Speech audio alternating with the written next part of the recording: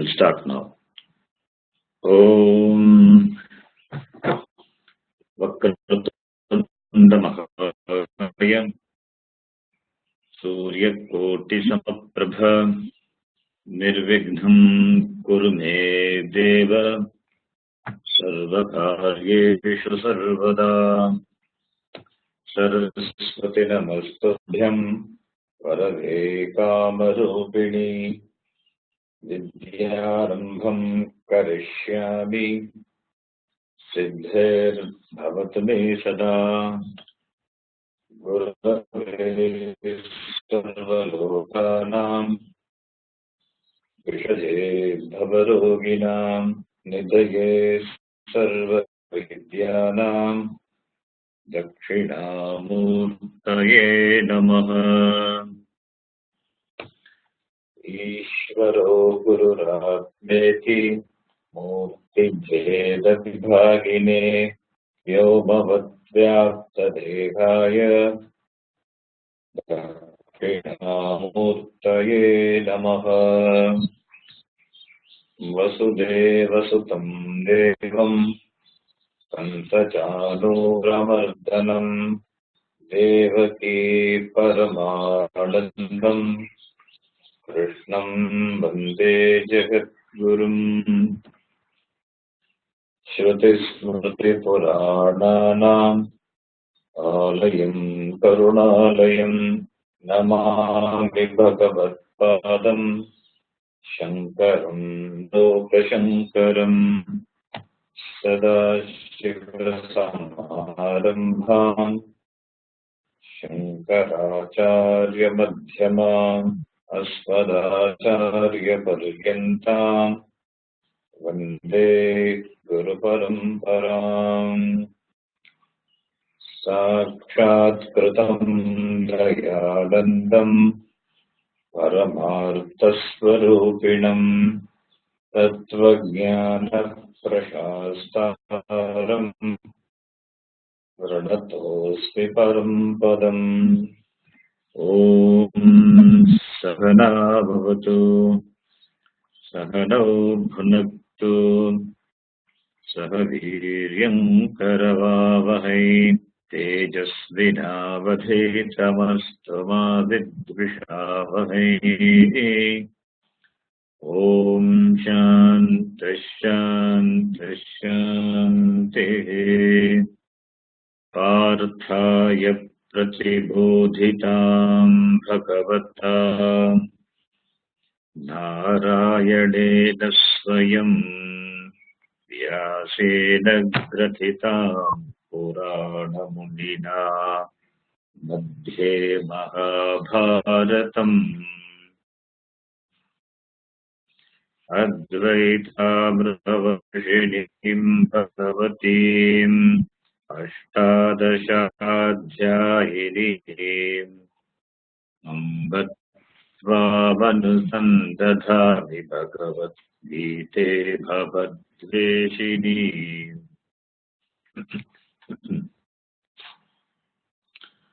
From the next class, we will add some more Dhyana Shlaka. So by this time, this Dhyana Shlaka you would have memorized. So I will add some more Dhyana Shlaka so that when we start the first chapter, we will be knowing all the Dhyana Shlaka of the Gita. Just give me a minute. Join now.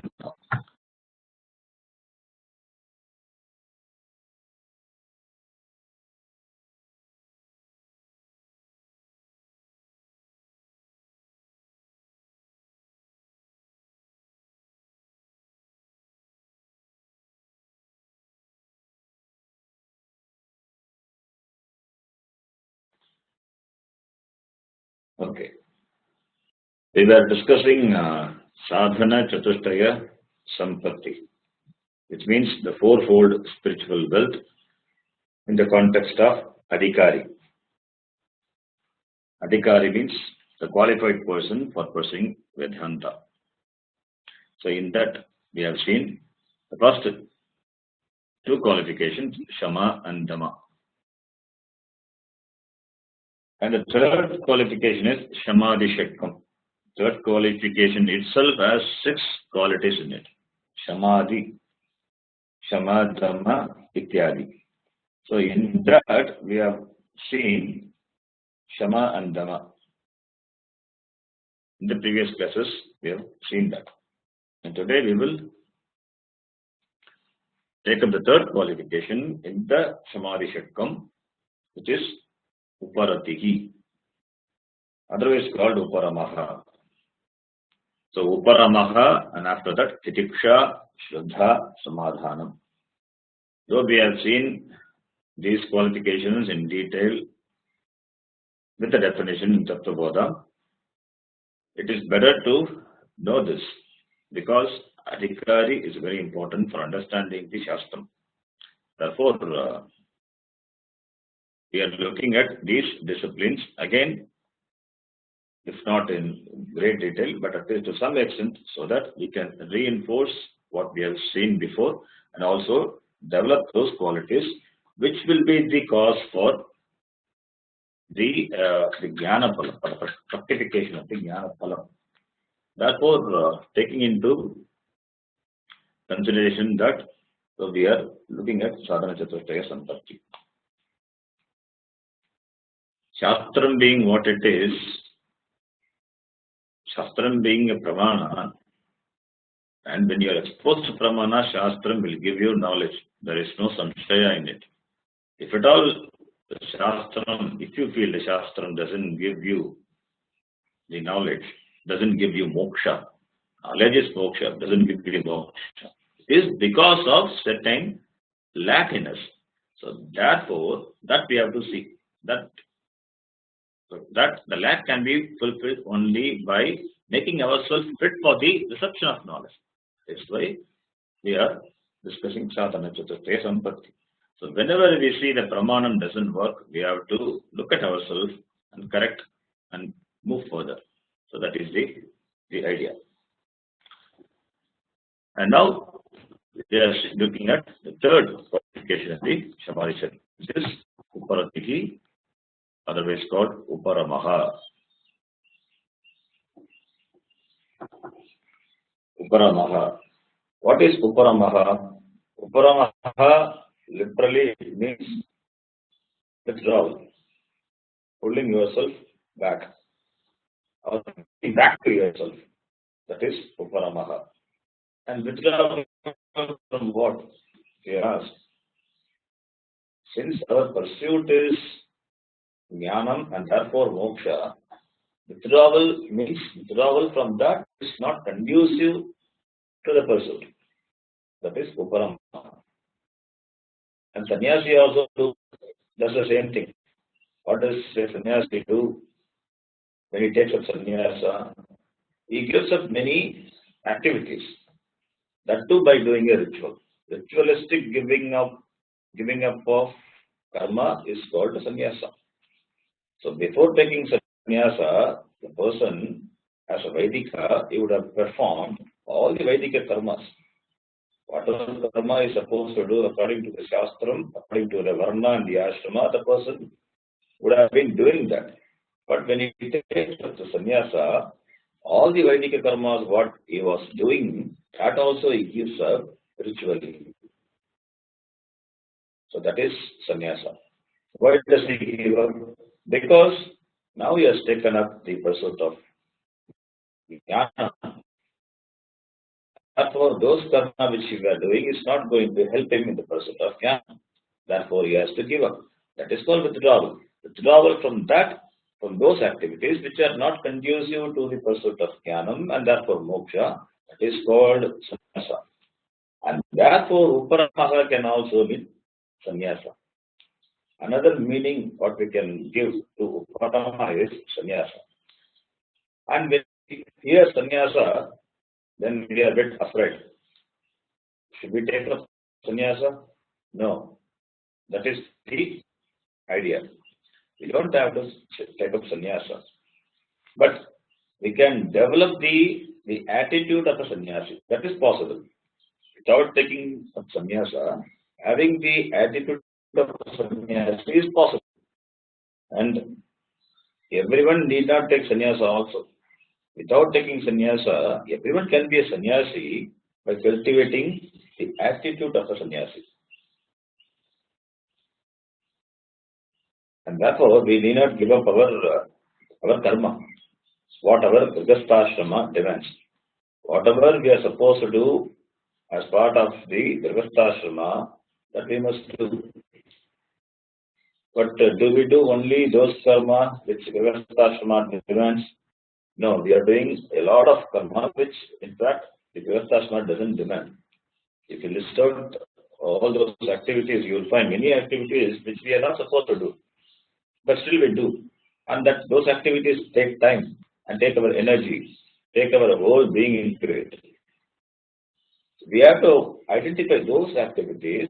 We have to study ourselves, identify those activities, and give up those activities.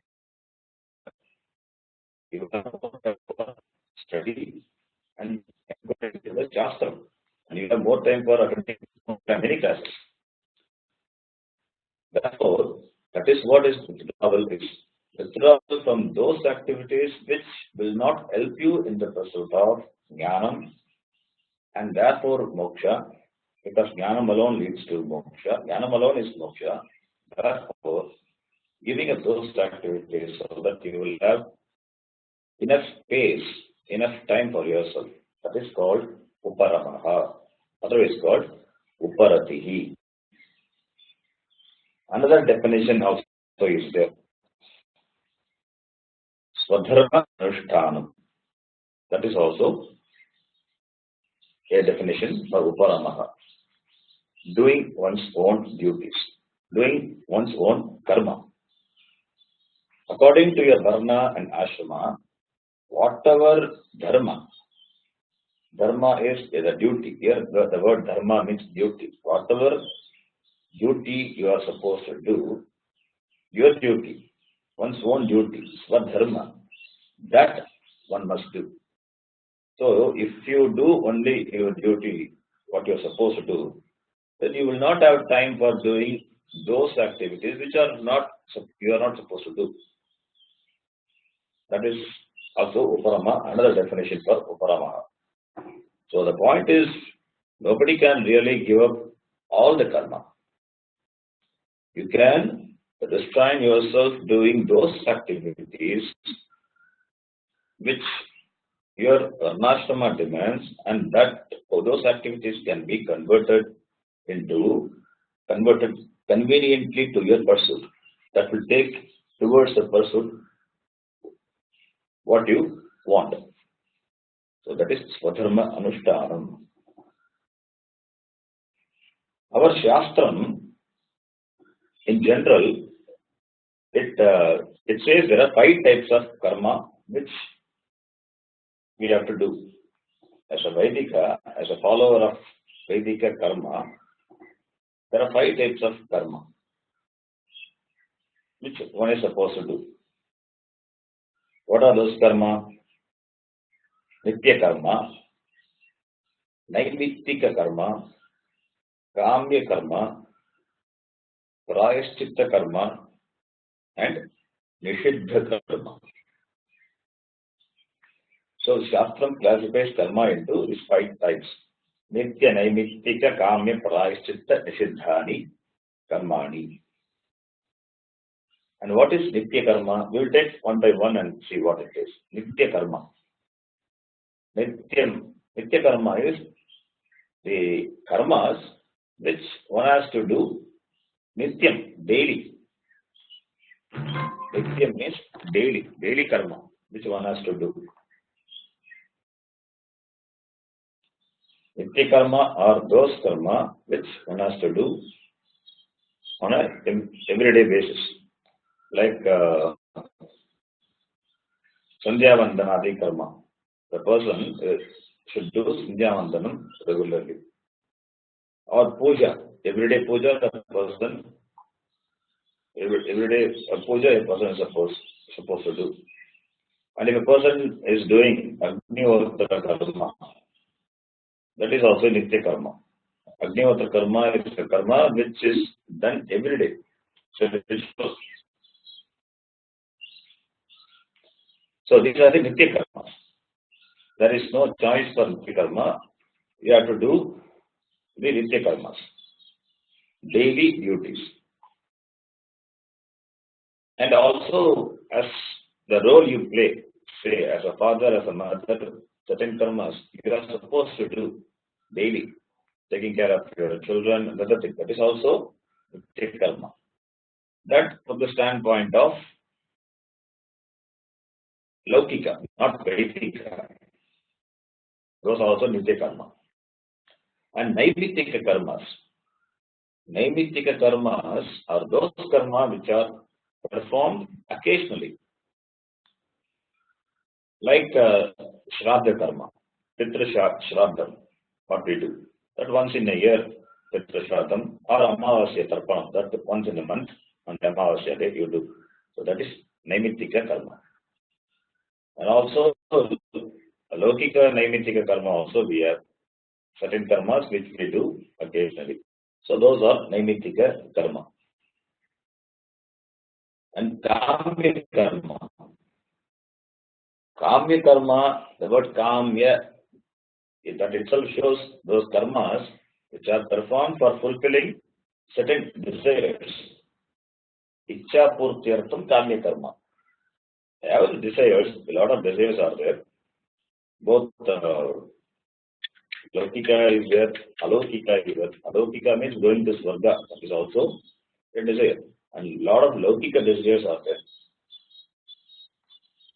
And say for example, the person wants a son. So he does Putra and a person wants to go to Swarga. So he does a Vedika karma, Jyotish karma. So a lot of karmas which are fulfilling certain desires are prescribed by the Shastra. Shastra itself prescribes. Those are Kamya karma. And another karma is Prayaschitta karma.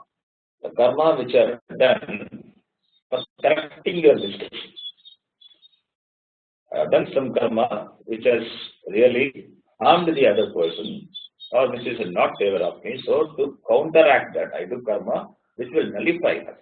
So those are Prayaschitta karma, or otherwise called expiation of our papam. So those karmas are Prayaschitta karma. That is another type of karma. And the fifth karma is Nishiddha karma. Nishiddha means don't. The karmas which are strictly prohibited. Strictly prohibited, one must not do. So it doesn't mean that karma should be done. Shastram itself lists out karma which one should not do. That is to give the knowledge, these karmas one must not do. So those karmas are Nishiddha karma. So these are the 5 types of the karma. And these karmas can be looked upon from the, as I told, from the Vedika standpoint or from the Laukika standpoint.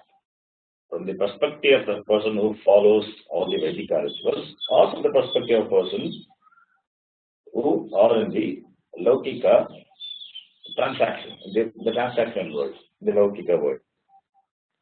So these are the 5 types of karma. All the activities can be put into this one of these 5 karmas, what we do.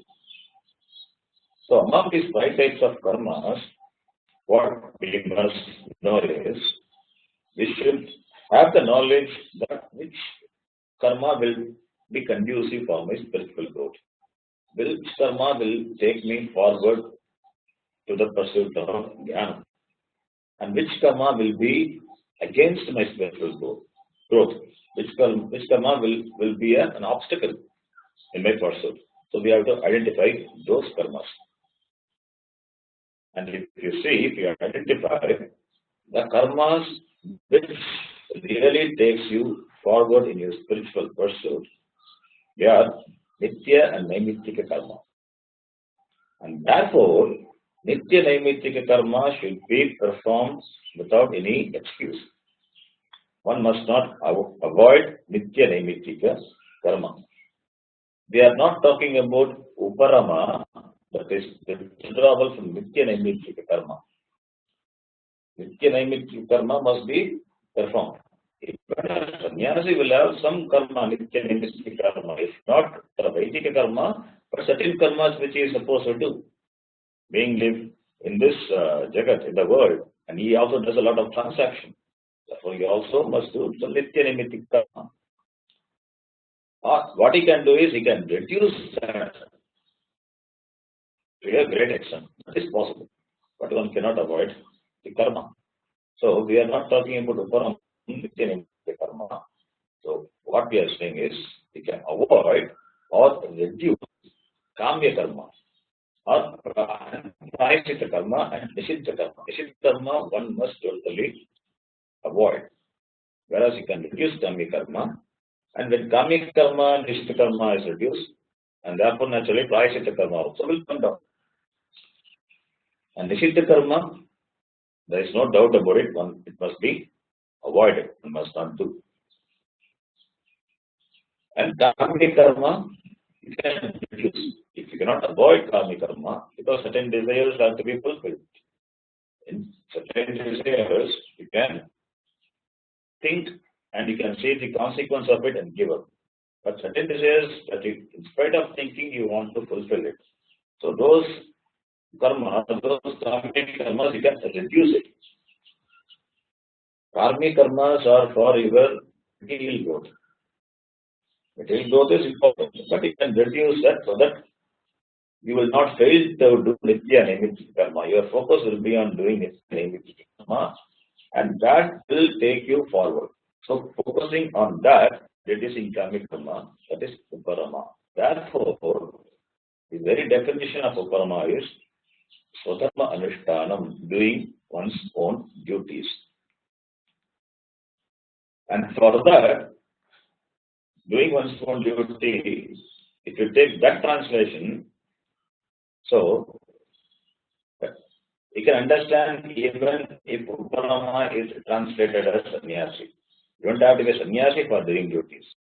As a Gagastha you can avoid the last three types of karma, that is Kamya Karma, Prayasita Karma, Nishiddha Karma, and increase the first two types of karma. That will be conducive for your spiritual growth. So this is Uparamaha. And another important secret behind any karma what you do, the secret behind the karma is any activity you do, you as a part of your duty, you do it with the attitude of Ishvararpana Buddhi. You offer your activities to Ishvara. How do you offer? By doing activities which you are supposed to do. By doing it, you conform to the order of Ishvara. You are in harmony with the order of Ishvara. You don't violate the order of Ishvara. You understand the importance of doing certain activity, and doing it will keep you in harmony with the order of Ishvara. That is Ishvararpana Buddhi. With that Buddhi, with that attitude, the karma is to be done. And if you do that, then you will have time for yourself. You will have a lot of time and space for yourself. Most of the time, why we find lack of time and the space is because we find ourselves in a situation because of our active karma, which we have done, which we are not supposed to do. So most of the time, we find in solving the problem because of our action. That action could have been avoided. So that is what Uparama means. So Uparama is now from the standpoint of the karma, it is defined as Swadharma Anushtana, doing one's own duty, not avoiding or not taking up the karma which are not yours. So doing what is to be done, that is Uparama. Why do we say that? Because generally we have a tendency to omit those karma which we are supposed to do. Generally we do that. Not only that, we do karma which we are not supposed to do. That is our general tendency. I do something which I need not do, and later I complain I don't have time. That is a tendency everybody has. So when you don't do what you are supposed to do, then naturally what you will do what you are not supposed to do. Therefore, Uparama, it says, Swadharmanishtanam, do what you have to do and withdraw from that activities which are not yours. Don't withdraw from those activities which you are supposed to do. It doesn't say withdraw from activities which you are supposed to do. Don't withdraw from those activities which you are supposed to do. Because doing what is to be done, it is Swadharma Anushtanam. What is to be done at a particular time and at a particular place, it is to be done. We should not abuse our freedom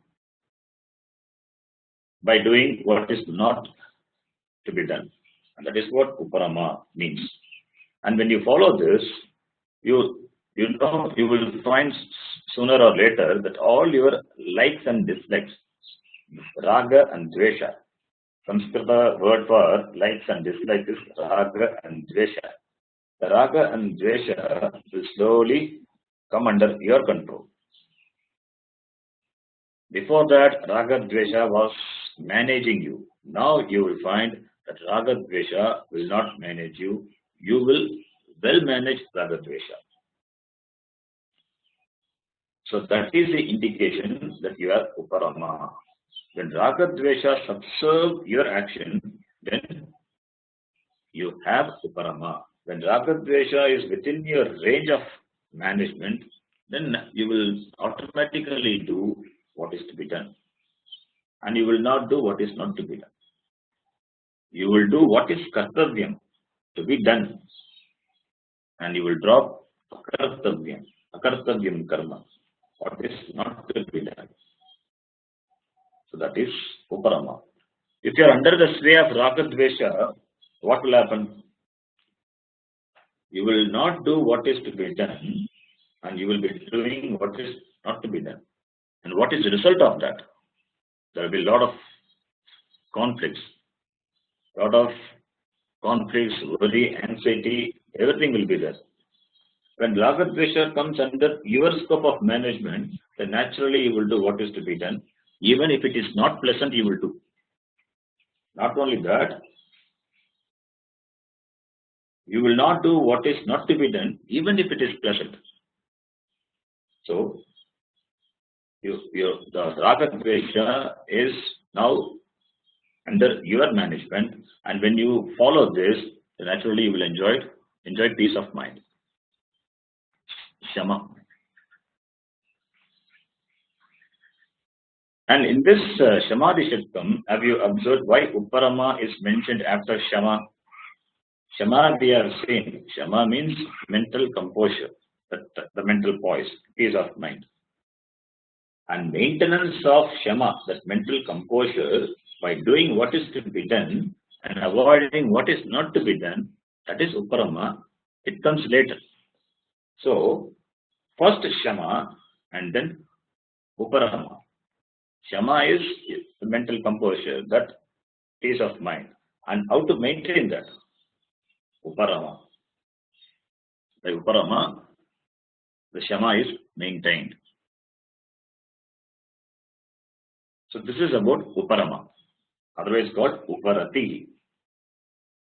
This discussion on Uparama, I think it is sufficient because we have seen enough in the other classes. So we can talk about more on this, but we will stop here and move to the next discipline. So whenever the occasion comes, we will talk about Uparama. Later, in Gita itself, certain context will come. There we will discuss Uparama. Now we will move forward. The next Sampatti, the qualification, which is Titiksha. Titiksha is the next qualification. What is Titiksha? If you ask, Titiksha means Savishnutvam. Sahishnutvam is Titiksha. And what is Sahishnutvam? Sahanam. Sahanam is Sahishnutvam. Sahanam means what? Endurance. Sahanam means endurance. Therefore, Titiksha means putting up with unpleasant situations. That is Titiksha. The situations which are not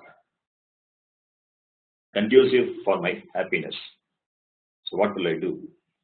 If it is possible for you to change it. Otherwise, you have to put up with it because it is not under your control.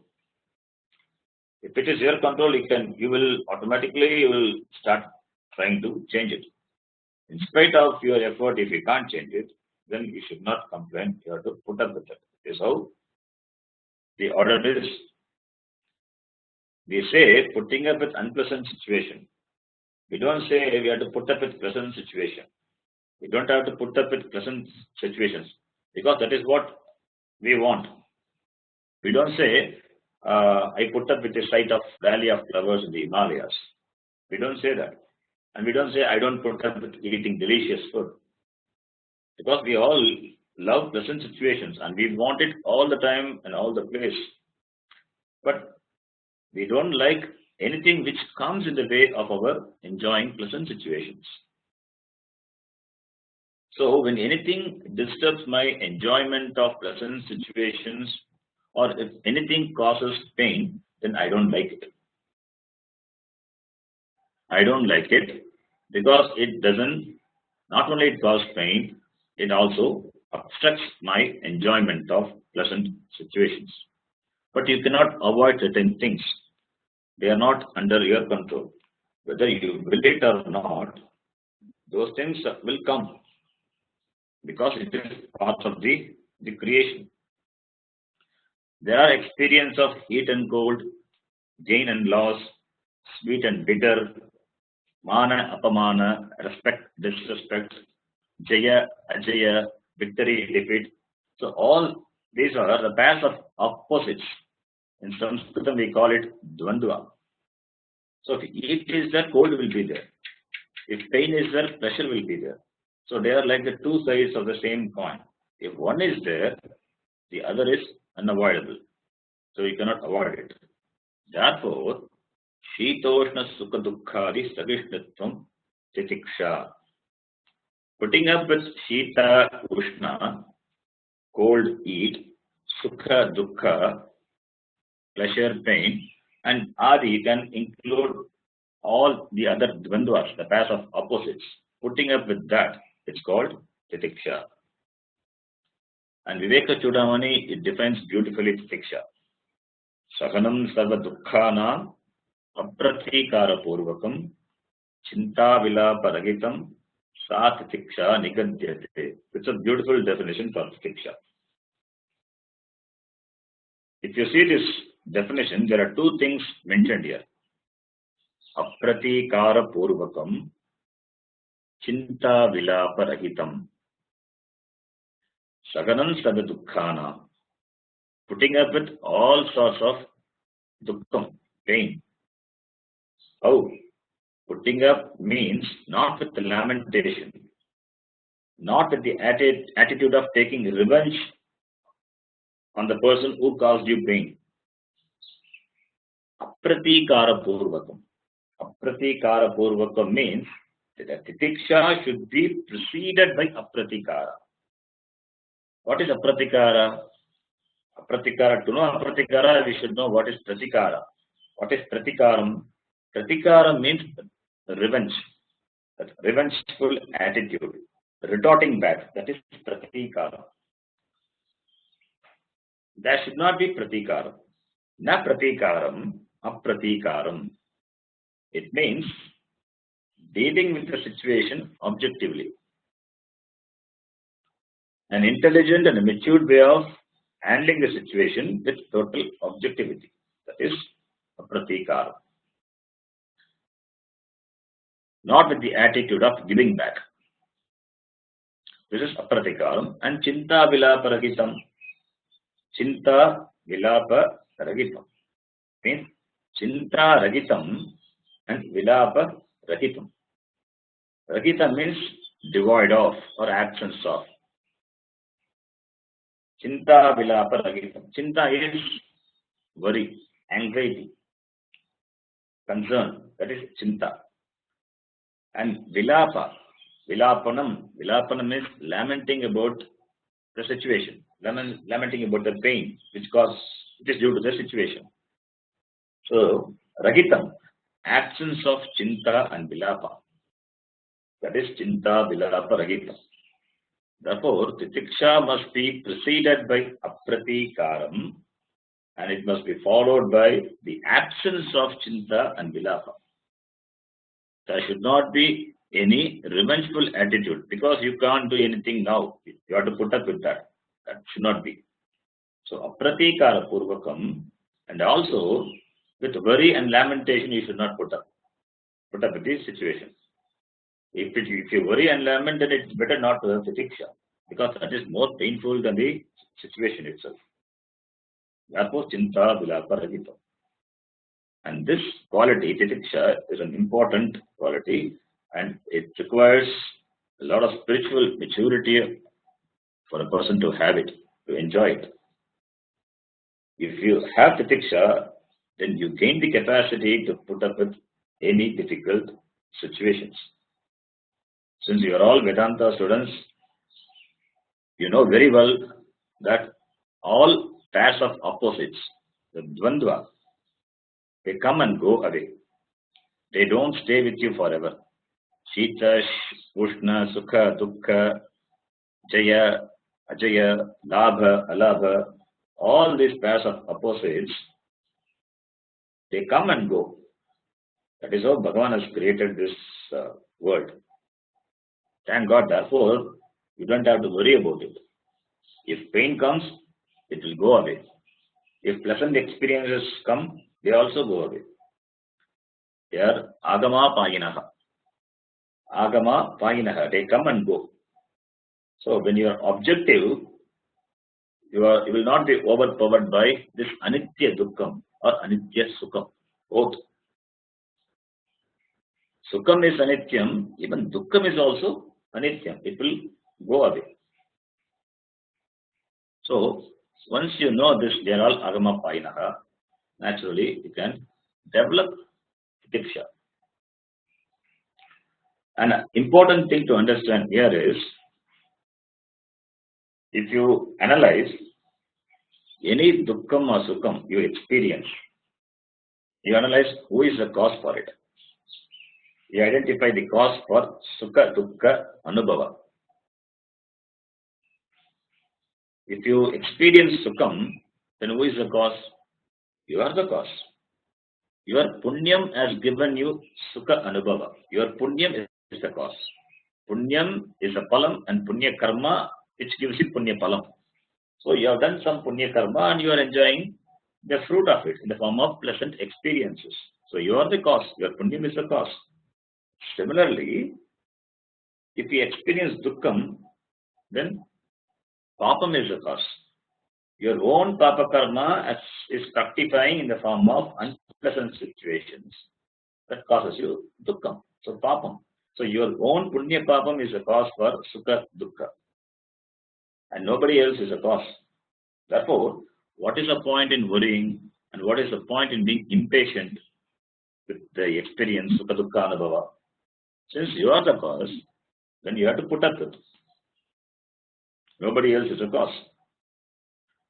Understand, nothing will come to you unless you have invited. If you enjoy Sukham, it means you have invested before by your Punya Karmas for enjoying the present situation. If pain comes in the form of situations or even people, then you have unknowingly created the situation for it before in the form of Papa Karma. Therefore, anything which you experience, accept it as Ishvara Prasada.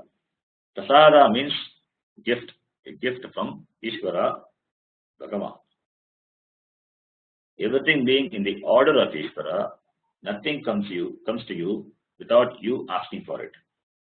Nothing comes from nothing. So every result, every situation, I must take as a result of my karma that comes from Bhagavan, which is prasada. And look upon every situation as prasada. Therefore, instead of blaming the world and the people around, understand, look at the situation objectively and have endurance. Tiksha. This topic also we can talk more on this, but there are other places in Gita itself this topic comes, so there we will discuss further elaborately. So now we will move on to the next qualification in the list of Samadhi Shatkam, which is Shraddha. Shraddha is the fifth qualification in the Shatkam. And what is Shraddha? Shraddha is a particular disposition of the mind.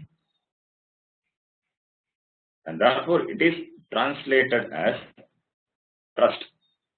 Shraddha means trust. And there are four types of Shraddha. There are four types of Shraddha. Ishvara Shraddha, Atma Shraddha, Shastra Shraddha, and Guru Shraddha. Ishvara Shraddha means trust in Bhagavan. Your Shraddha is with Ishvara.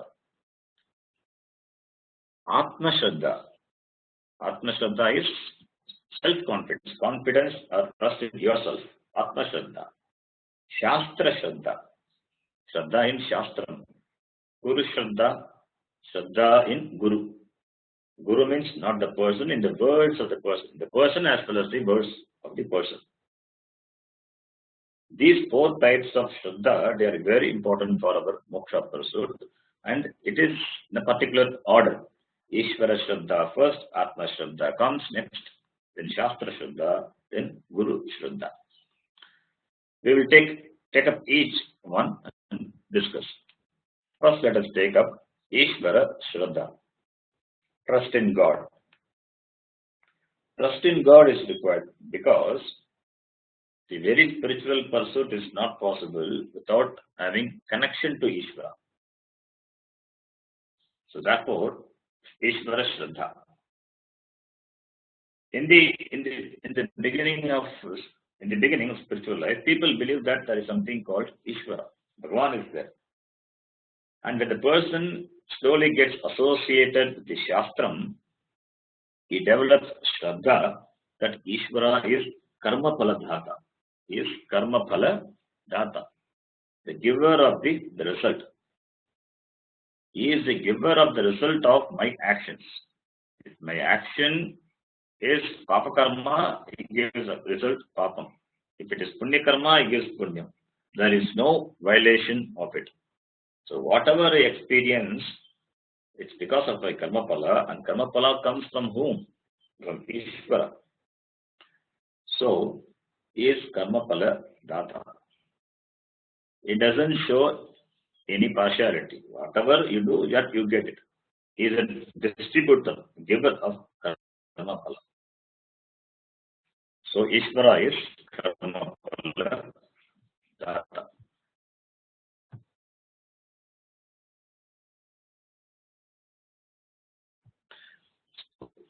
So, when we understand that he doesn't do any injustice,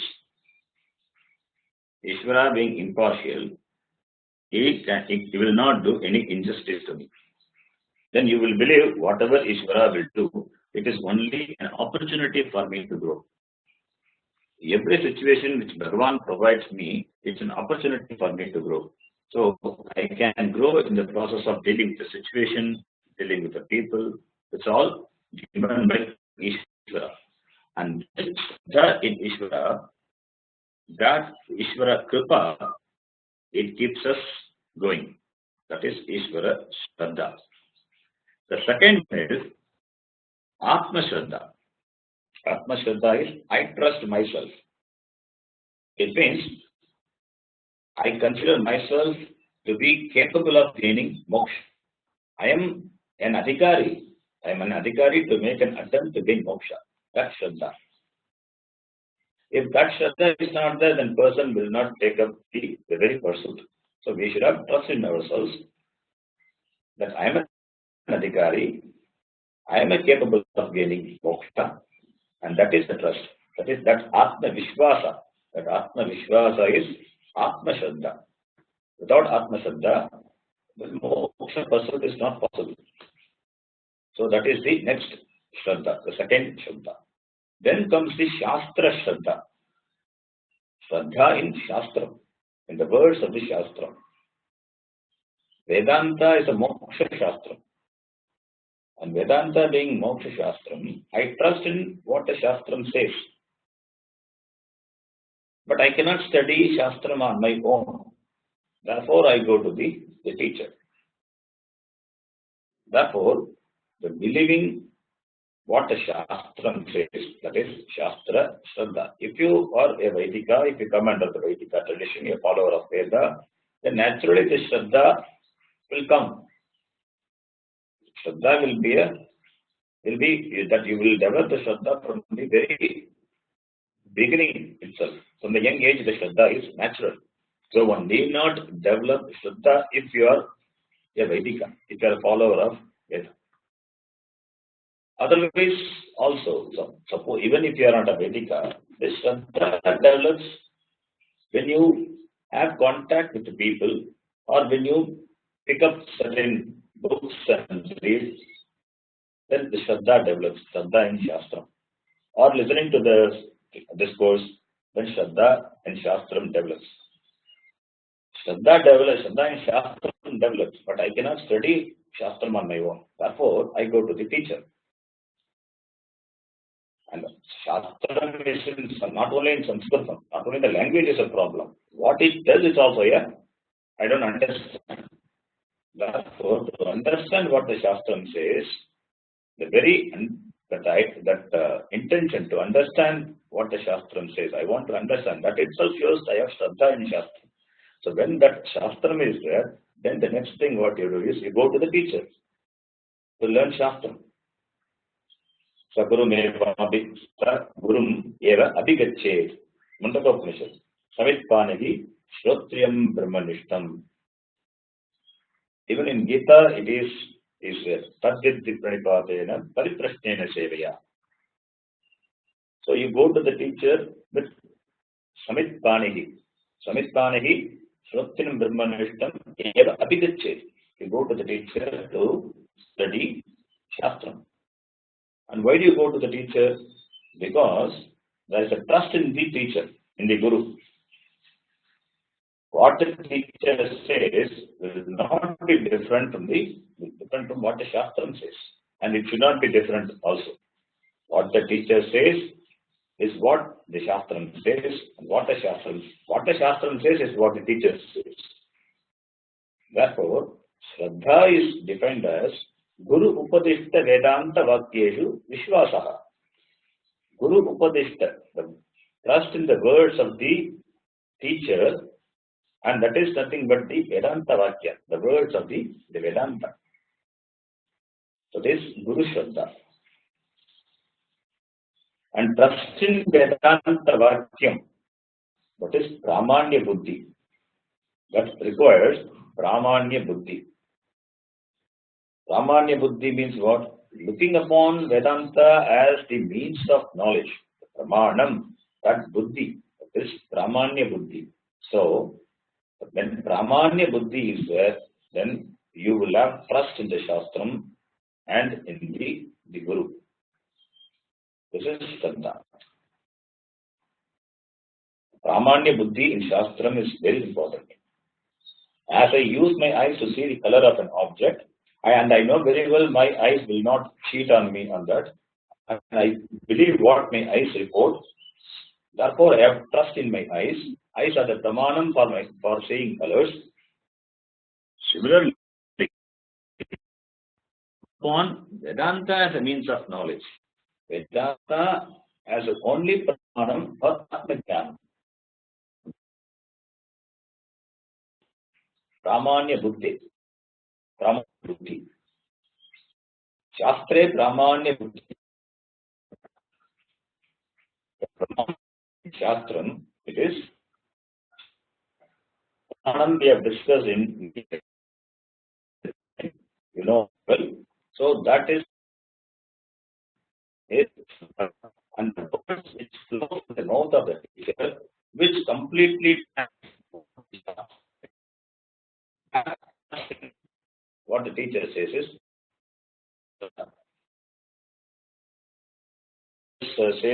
is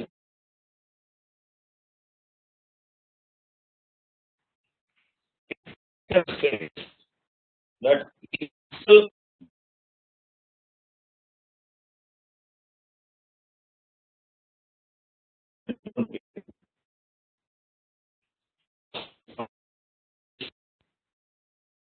tradition, parampara, none of the teachers has discovered the truth by himself. No. Everyone will attribute the entire paraya. It is yeah, that is sampradaya. Which is well transferred to people.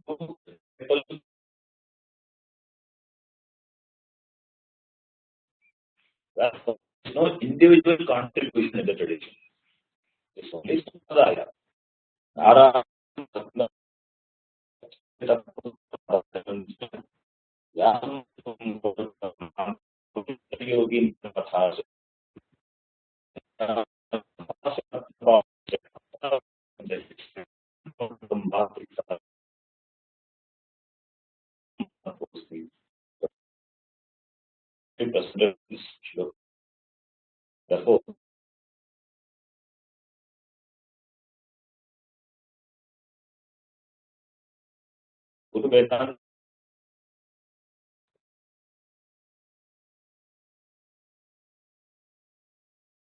okay. Now, what do I, how do I,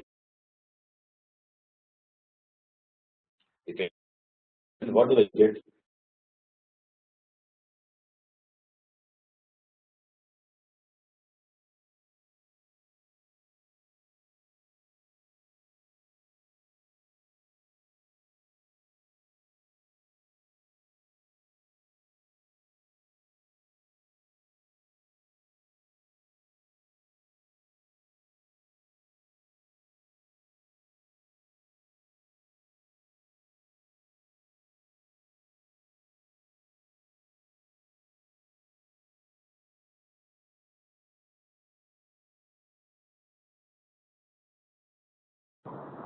No sound is coming, Guruji.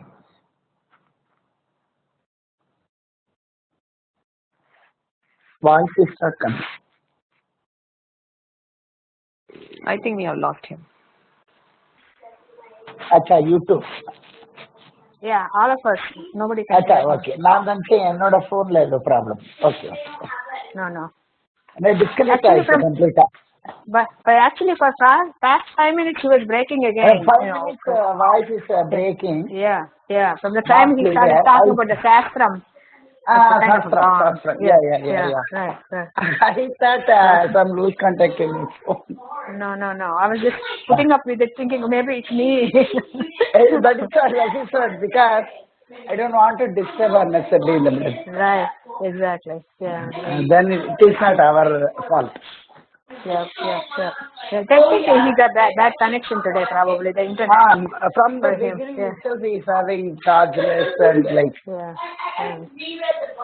Yeah, we'll see. It's almost over the time, right? We will wait for 5 minutes. Yeah. Because already he told charge is not there. Maybe disconnected.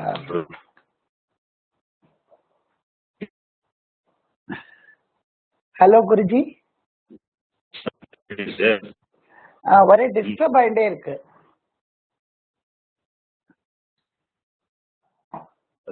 கம்ப்ளீட்டா disturbance கிளியராகவே இல்லை.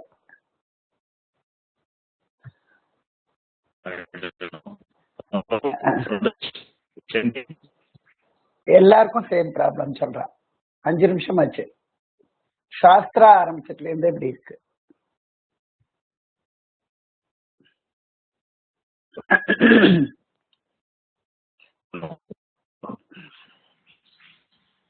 Okay.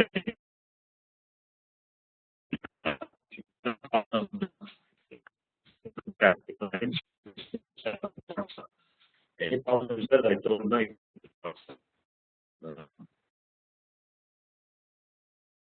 Okay, but you see that 3 minutes before.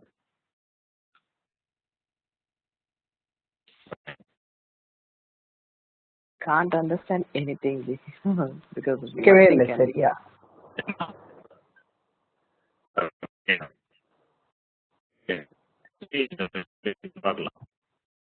Break ஆயிட்டே இருக்கு குருஜி.